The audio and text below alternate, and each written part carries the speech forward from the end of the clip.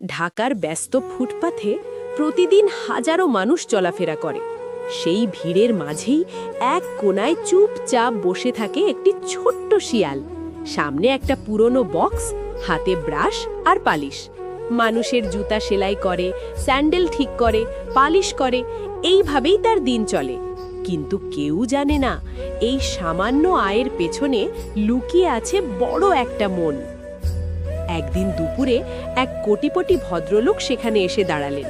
দামি সাদা শার্ট, চকচকে জুতা, হাতে দামি ঘড়ি। তিনি শিয়ালের বক্সের ওপর পা তুলে দিয়ে বললেন, জুতা পালিশ করো। শিয়াল মাথা নিচু করে কাজ করতে লাগলো। হঠাৎ ভিড়ের মাঝ থেকে কে যেন চুপিসারে এসে সেই ভদ্রলোকের সাদা শার্টের পেছনে কালো রং ঢেলে দিয়ে চলে গেল।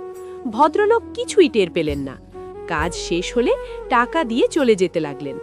কিছু দূরে যেতেই একজন চিৎকার করে বলল, স্যার, আপনার শার্টের পেছনে কালো দাগ।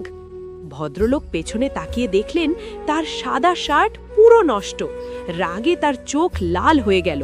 তিনি দৌড়ে ফিরে এসে কোনো কথা না শুনেই শিয়ালকে মারতে শুরু করলেন। তুই আমার শার্ট নষ্ট করেছিস। শিয়াল কাঁদতে কাঁদতে বলছিল, আমি কিছু করি নাই। চুপচাপ ভাঙা জিনিসগুলো কুড়িয়ে নিয়ে সেখান থেকে হেঁটে চলে গেল। সন্ধ্যা নামল। সেই ভদ্রলোক নামাজ পড়তে মসজিদের দিকে গেলেন। মসজিদের পাশে রাস্তার ধারে তিনি দেখলেন কয়েকজন বৃদ্ধ বাবা মা বসে আছেন, ক্ষুধার্ত, অসহায়। আর তারের মাঝখানে দাঁড়িয়ে আছে সেই ছোট্ট শিয়াল। সে নিজের কষ্টের টাকা দিয়ে তাদের খাবার কিনে দিচ্ছে।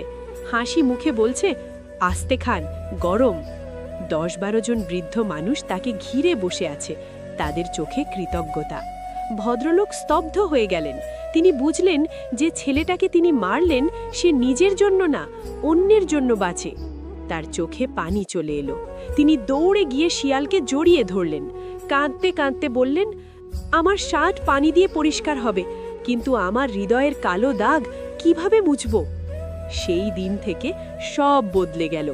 ভদ্রলোক রাস্তার পাশে একটি সুন্দর বৃদ্ধাশ্রম তৈরি করে দিলেন। সেই বৃদ্ধ বাবা মায়েরা সেখানে আশ্রয় পেলেন। খাবার দায়িত্ব নিলেন তিনি নিজেই। আর সেই ছোট্ট শিয়াল দূর থেকে